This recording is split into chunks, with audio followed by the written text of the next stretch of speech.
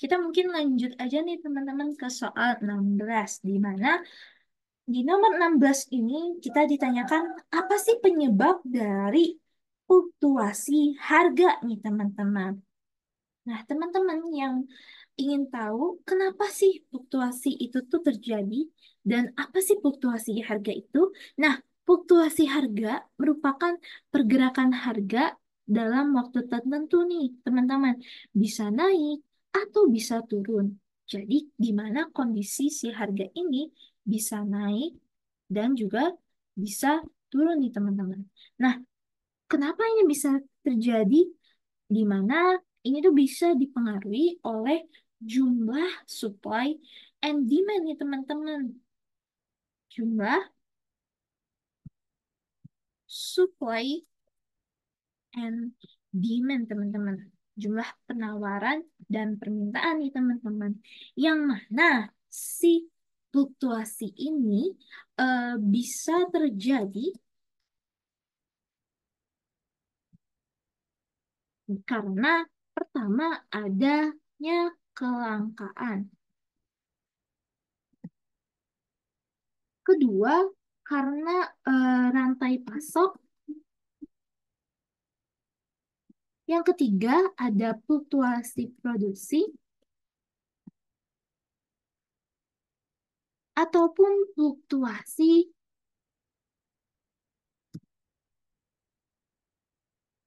permintaan. Nih, teman-teman.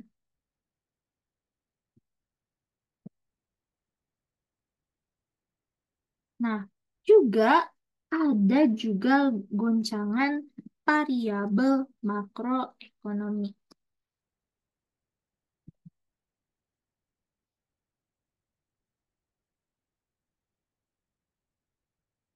Nah, yang mana ini tuh bisa membuat si P atau si harga ini bisa naik maupun turun.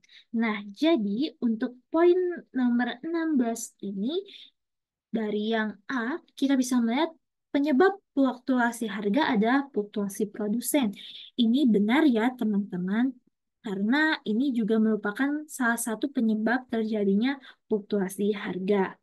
Poin B juga benar, teman-teman. Fluktuasi permintaan juga penyebab dari fluktuasi harga. Poin C juga benar nih, teman-teman, di mana goncangan dari variabel makroekonomi juga menjadi penyebab dari fluktuasi harga nih. Nah, jadi untuk jawaban dari A, B, C ini semua benar ya teman-teman.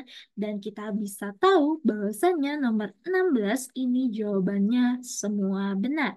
Poin D teman-teman. Seperti itu. Yuk kita next soal selanjutnya. Nah, soal selanjutnya mengenai kebijakan harga dasar nih teman-teman. Dengan menetapkan harga pembelian pemerintah gabah ini tuh buat apa sih tujuannya nih teman-teman? Nah, jadi pada saat panen raya ataupun ketika misalnya di mana padi ataupun gabah ini sendiri produksinya sangat banyak, ini harganya cenderung lebih rendah, teman-teman. Atau yang kita bisa disebut dengan excess supply ini, teman-teman.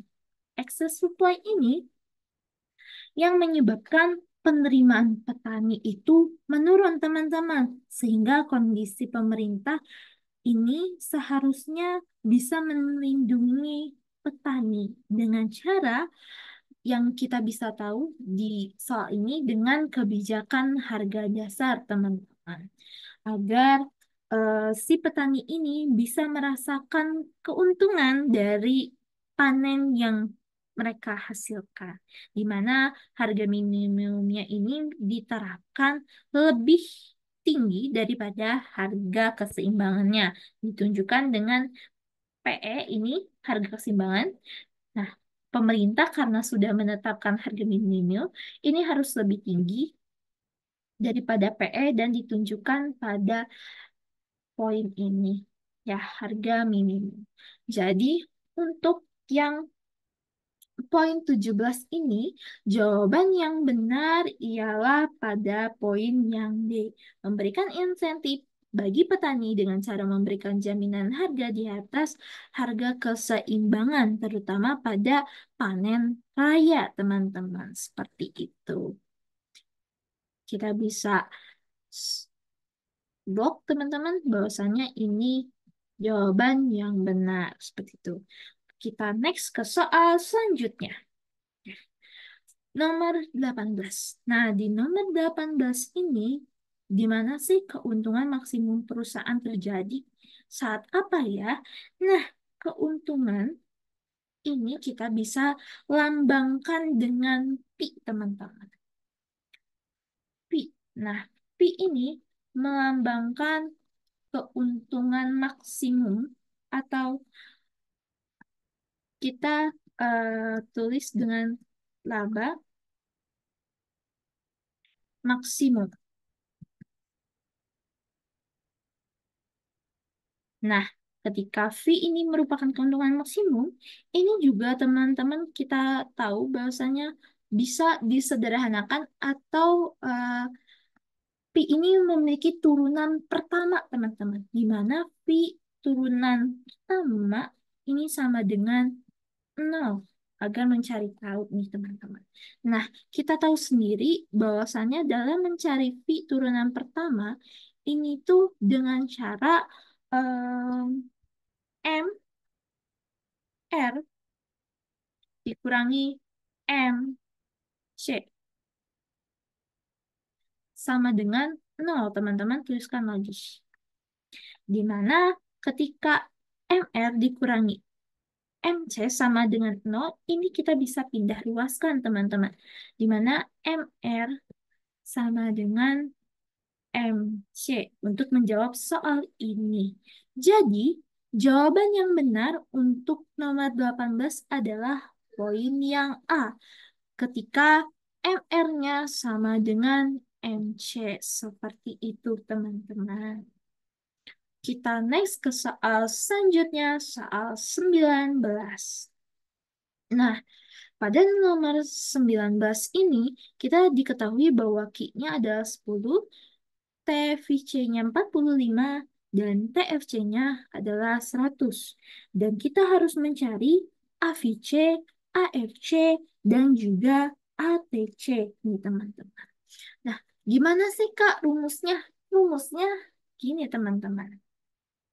Jadi, untuk mencari dari AVC terlebih dahulu ya teman-teman, AVC sama dengan TVC dibagi Q atau quantity atau jumlah ya teman-teman. Nah, untuk mencari AVC sama dengan, nah, TVC, TFC ya, dibagi dengan kuantitas atau Q teman-teman. Nah, di mana ketika kita tahu AVC dan AFC-nya nanti, ini kita bisa mencari ATC, teman-teman, dengan menjumlahkan AVC ditambah dengan AFC, teman-teman. Seperti itu. Jadi, kita bisa tahu bahwasannya Q-nya ini 10, teman-teman. Q-nya 10. Dan TVC-nya 45 dan TFC-nya adalah 100. Kita langsung saja mencari AVC-nya, di mana TVC-nya 45 dan Q-nya adalah 10. Jadi, AVC sama dengan 45 dibagi 10 nih, teman-teman. Sama dengan 4,5. Oke, udah nih ketemu nih AVC-nya. Selanjutnya kita mencari AFC nih teman-teman. AFC-nya adalah 100, TPC-nya adalah 100 teman-teman, dan Q-nya tetap 10. Jadi, untuk mencari AFC, di mana 100 dibagi 10 sama dengan 10. Nah, Kita sudah tahu nih AVC dan AFC-nya teman-teman. Kita jumlahkan untuk mencari ATC-nya. Jadi ATC-nya adalah 4,5 ditambah 10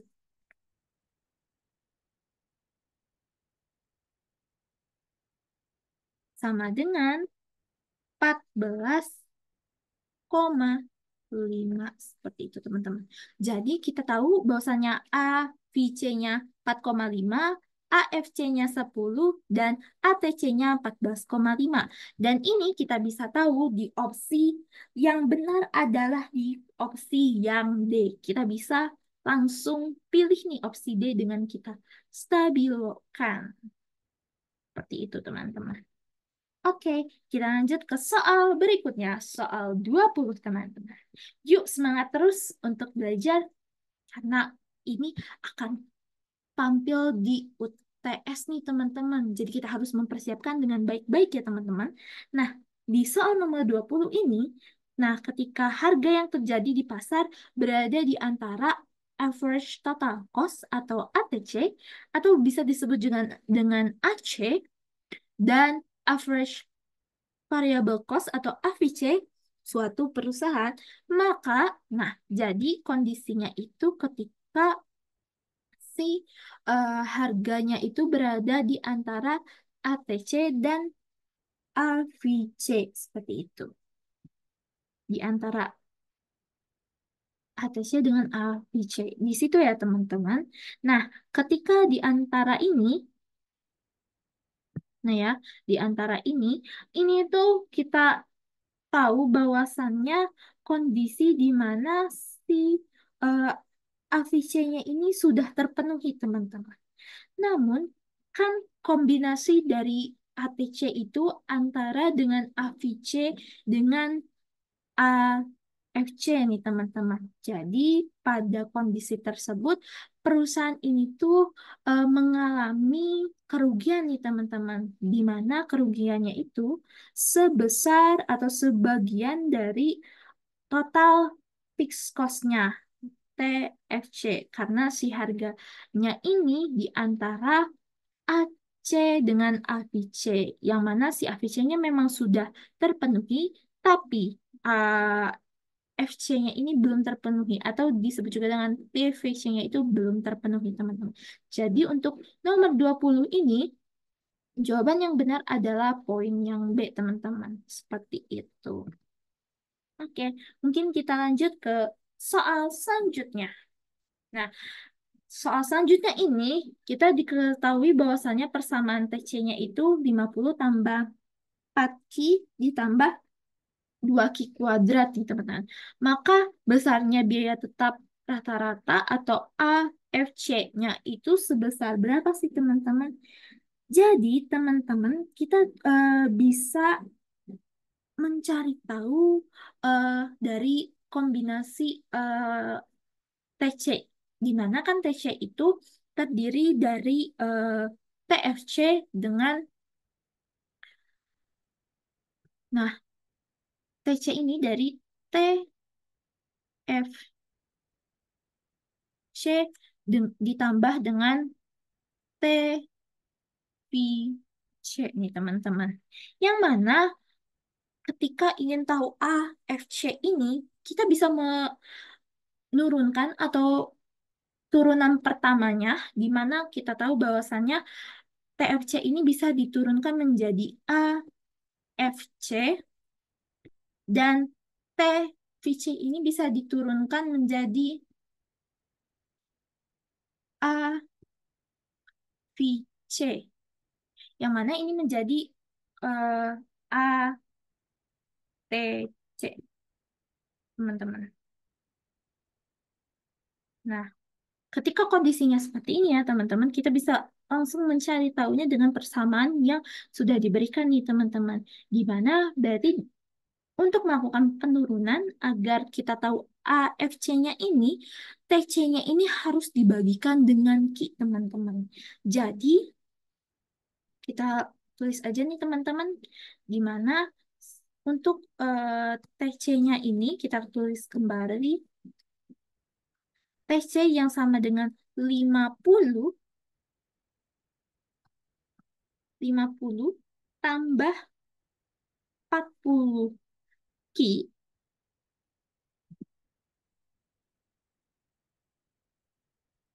40 Ki ya teman-teman. Nah, terus ditambah juga dengan 2 Ki kuadrat. Nah, 2 Ki kuadrat nih teman-teman. Nah, ini bisa diturunkan menjadi ATC teman-teman. Nah, nah, buat teman-teman yang bingung, eh, Kak, gimana sih membedakan AFC atau dengan AVC-nya sendiri? Sebenarnya AVC ini biasanya tidak menggunakan C ataupun TPC. TPC ini biasanya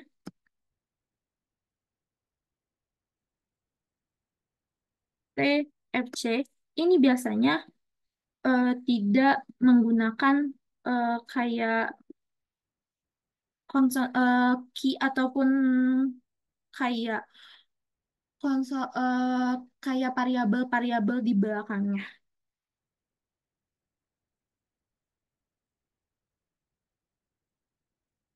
Nah, karena TC-nya ini harus dibagi dengan key agar mencari tahu eh, dan mencari tahu AFC dan AVC-nya, kombinasi dua hal itu dibagi dengan key ya teman-teman. Bagi dengan key ini, maka hasilnya itu 450 ini berarti menjadi turunan pertanyaannya jadi 50 50 per Ki ditambah 40 tambah 4 Ki. Karena ini menjadi turunan ya teman-teman. Jadi si Ki-nya ini bisa turun yang kuadrat menjadi tidak kuadrat dan yang dua ini dikalikan ke depannya yaitu 2 kali 2 sama dengan 4. Lalu Q-nya ini kita coret karena dibagi dengan Q-nya itu sendiri jadi 40 dan 50-nya karena dibagi dengan Q jadi 50 per Q seperti itu. Dan karena kita sudah tahu bahwasannya si AFC ini tidak memiliki variabel di belakangnya, eh, jadi kita bisa simpulkan bahwasannya untuk AFC-nya itu sendiri itu adalah 50 per Ki atau kita bisa tahu nomor 21 ini opsi yang benar adalah poin yang A seperti itu. Nah, kita boleh lanjut ke soal nomor 22. Nah, nomor 22 kita mencari tahu karakteristik pasar persaingan sempurna tapi yang kecuali teman-teman. Nah, jadi pada bentuk pasar itu kan banyak banget ya teman-teman. Ada pasar monopoli, ada pasar persaingan sempurna, nanti juga ada oligopoli dan banyak hal lainnya. Nah, tapi kita akan fokus pada pasar persaingan sempurna nih teman-teman. Nah, pada pasar persaingan sempurna yang kita ketahui sendiri, pada pasar tersebut memiliki karakteristik apa sih? Nah, karakteristiknya ini mereka eh, banyak penjual dan pembeli, teman-teman. Lalu barangnya homogen, teman-teman.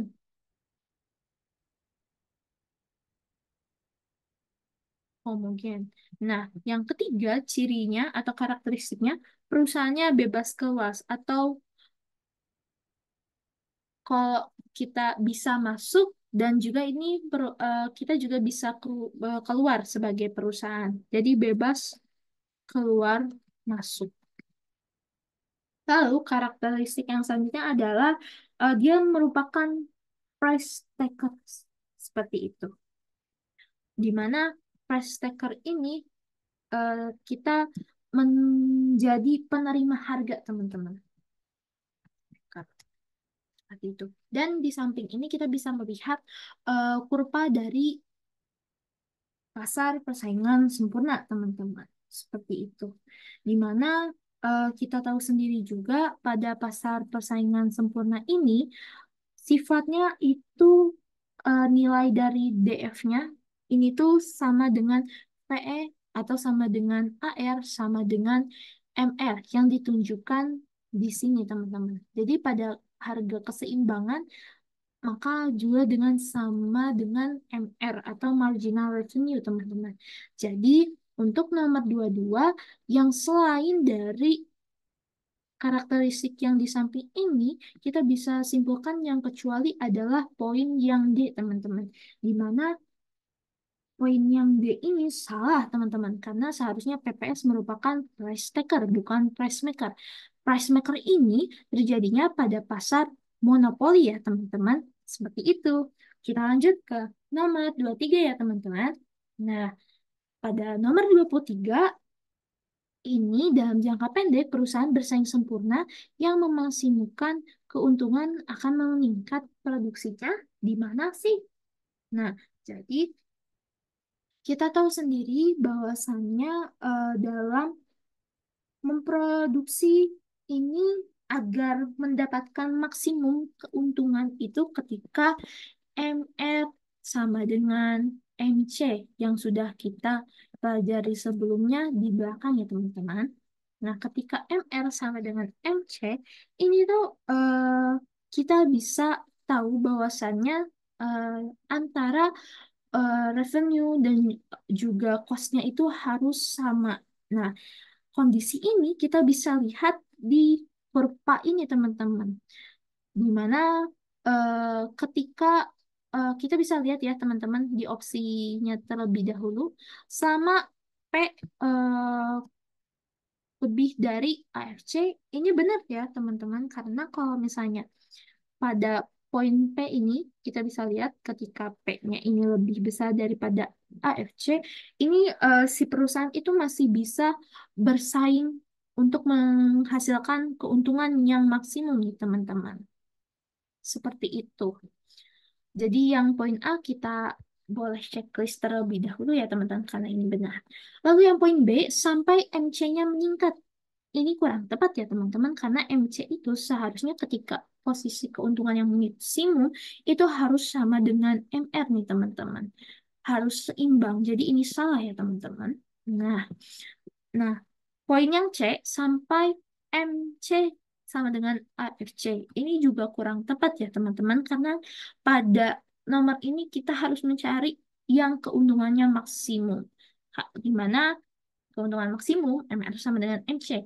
Jadi nomor eh, 23 karena D-nya ini udah pasti salah, ini kita bisa simpulkan jawaban yang benar adalah poin yang A, seperti itu. Di mana selama P lebih dari AFC, di mana P ini merupakan komponen dari revenue dan AFC ini komponen dari cost, seperti itu. Di mana kita bisa lihat di kurva di mana ketika P-nya ini eh, bisa lebih tinggi ataupun eh, dari si AFC-nya ini kita bisa mengpadupadankan agar MC dengan MR-nya ini sendiri sama seperti itu.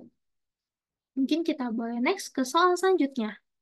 Nah, soal selanjutnya ini juga masih di kurva penawaran ya, tapi yang jangka pendek perusahaan nih, yang kompetitif, di mana merupakan kurva biaya yang titik-titik yang dimulai dengan kurva biaya titik-titik. Nah, jadi teman-teman, untuk yang nomor 24 ini, ketika em, kondisinya semua perusahaan ini merupakan calon perusahaan pendatang atau biayanya itu yang sama dan identik.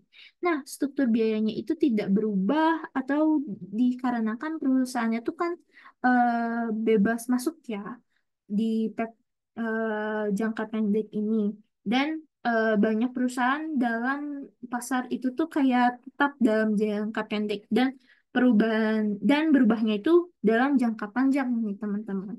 Jadi untuk eh, poin yang eh, kita bisa tahu bahwasannya poin yang benar ini adalah yang D ya teman-teman, yang marginal dengan variabel rata-rata nih.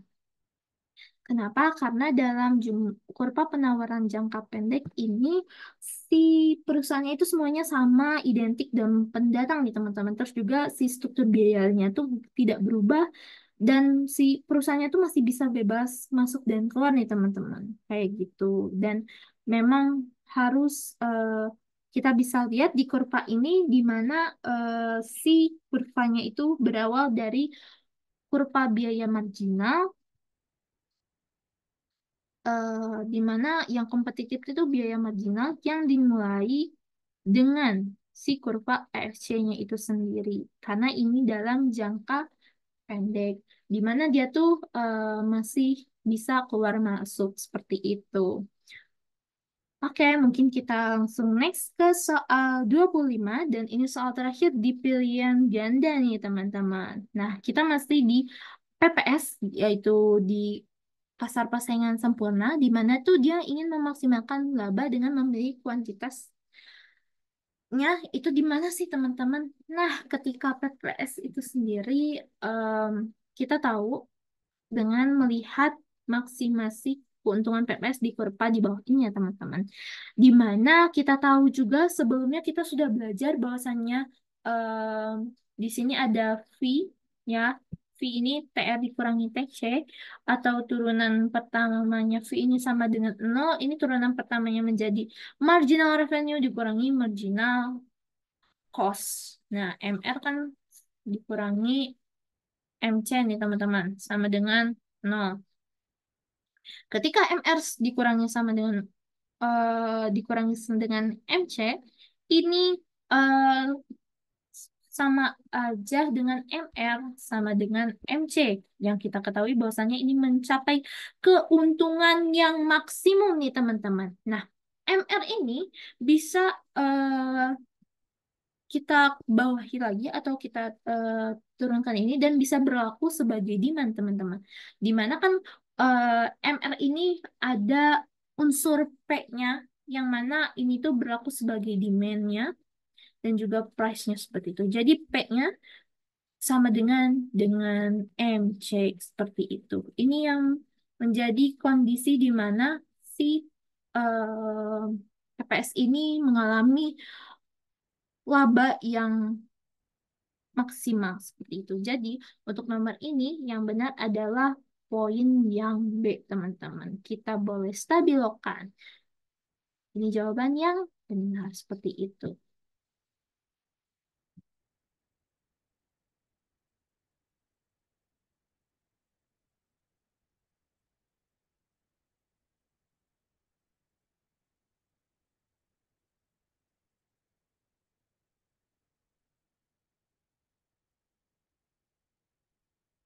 Nah, seperti itu.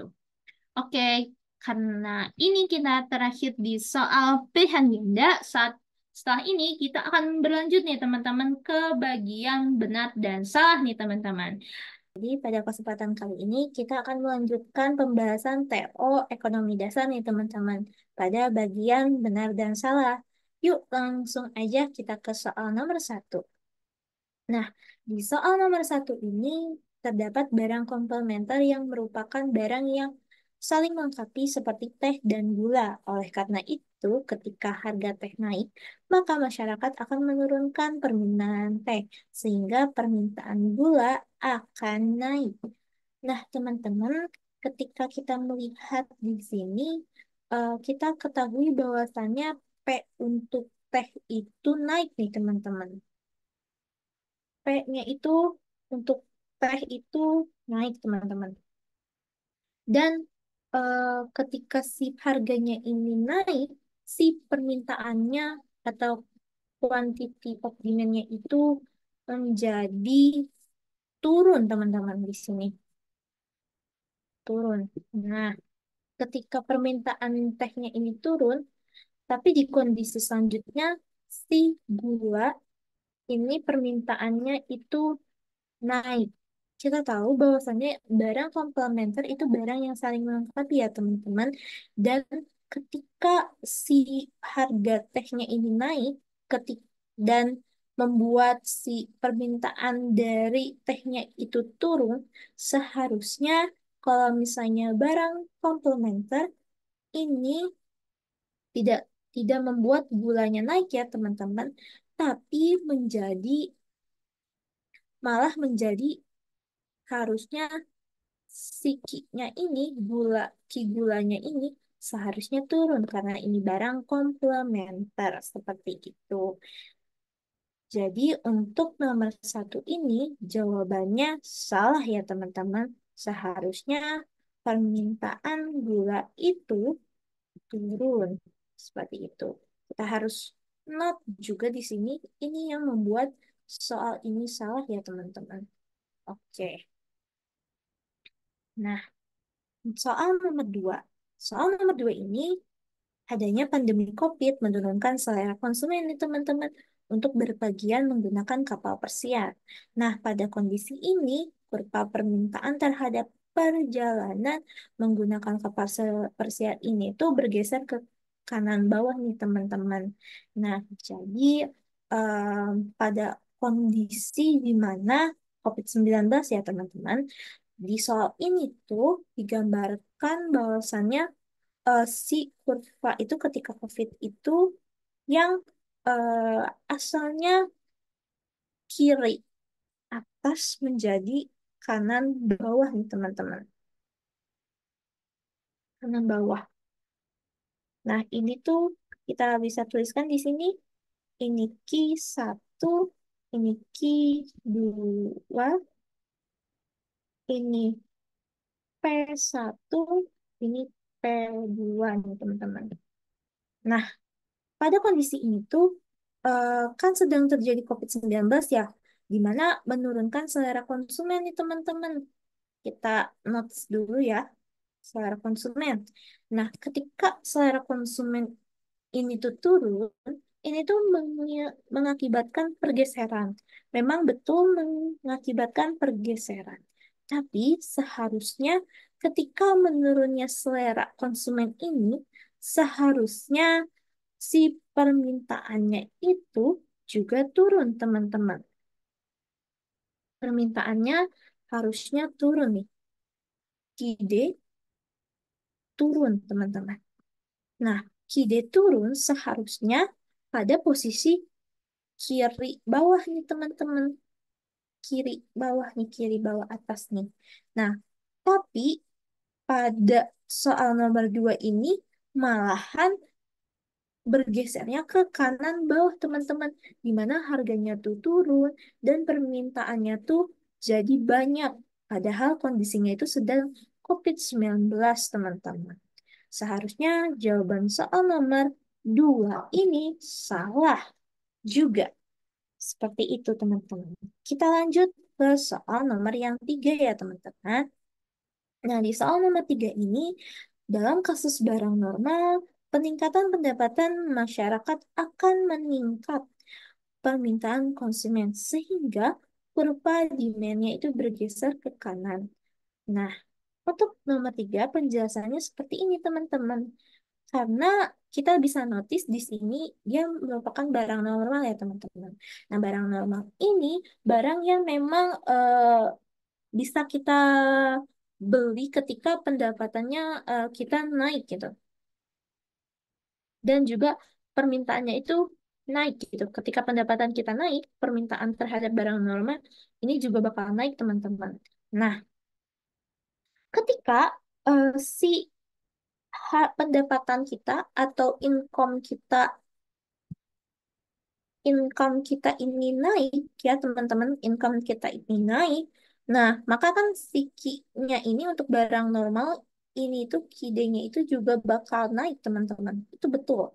Dan ketika si income dan juga kuantitinya kita naik, maka kurva demand-nya ini yang kita bisa lihat di sini teman-teman, yang asalnya mungkin dari sini, ini misal disebut dengan Q1, ini P1, ini bisa bergerak teman. bergeser teman-teman ke kanan atas di mana menjadi Q2 dan juga jadi P2 seperti itu. Gimana? Karena pendapatannya dan sorry, ya income-nya atau ini pendapatannya itu naik dan juga si permintaannya juga naik seperti itu. Jadi jawaban yang soal nomor 3 ini benar seperti itu, teman-teman. Oke, next ke soal nomor 4 nih, teman-teman. Soal nomor 4, pada saat panen raya komoditas pertanian akan mengalami kelebihan penawaran, sehingga harga keseimbangan di pasar akan turun. Oke, pada saat panen raya itu memang terjadinya kelebihan penawaran, karena kita tahu sendirilah pada saat itu produksinya sangat banyak dan produsen itu pasti banyak melakukan penawaran dan ini mengakibatkan kelebihan atau surplus.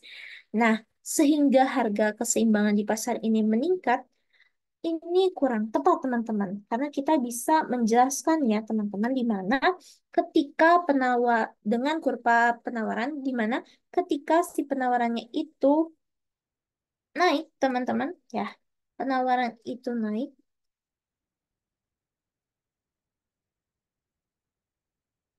Nah, penawaran itu naik.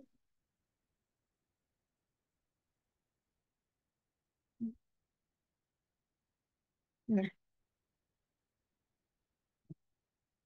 demand ya teman-teman. Nah, ini Q, ini P. Nah, ini P1 dengan ini P2.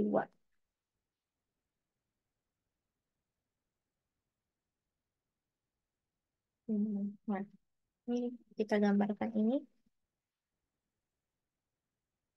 S1, ini S2 ya teman-teman. Ini kondisinya ketika penawaran naik ya teman-teman. Ketika penawaran atau key S-nya itu naik, berarti kan memang P-nya itu juga eh, penawaran itu naik, maka si Ki-nya, kuantitinya juga naik kan, teman-teman. Tapi seharusnya si P-nya itu dalam kondisi turun, teman-teman, karena si penawarannya itu naik dan kuantitinya itu naik. Dan ketika itu semua naik, maka si harga keseimbangan pasarnya itu malah turun, teman-teman. Karena saat panen raya ini memang banyak banget kuantitas yang meningkat dan juga banyak banget penawaran yang dilakukan seperti itu. Seharusnya si harga keseimbangannya itu turun karena banyaknya si produk yang dihasilkan seperti itu. Jadi jawabannya yang ini tuh jadi jawabannya adalah salah ya teman-teman. Seperti itu. Nah, kita lanjut ke soal nomor 5 nih teman-teman. Nah, di soal nomor 5 ini kita melihat bahwasannya nilai elastisitas silang antara barang bawang merah dan bawang bombay adalah sebesar minus 0,6. Berdasarkan informasi tersebut, barang merah bawang merah dengan barang merupakan barang inferior seperti itu. Nah, jadi sebenarnya kan kita tahu sendiri ya, bawang merah dan bawang bombay ini merupakan eh, apa ya, satu sama lain sebagai bawang yang komplementer dan tidak menggantikan. Jadi bawangnya itu memang saling melengkapi seperti itu. Dan bawang merah ini seharusnya menjadi barang yang kebutuhan pokok, teman-teman. Jadi untuk poin yang berdasarkan informasi bawang merah merupakan barang inferior ini salah ya teman-teman. Kenapa? Karena dia itu barangnya komplementer. Kita bisa lihat di poin yang atas itu di mana bawang merah dan bawang bombay ini saling melengkapi seperti itu. Dan ketika barangnya ini merupakan barang yang komplementer, maka elastisitasnya itu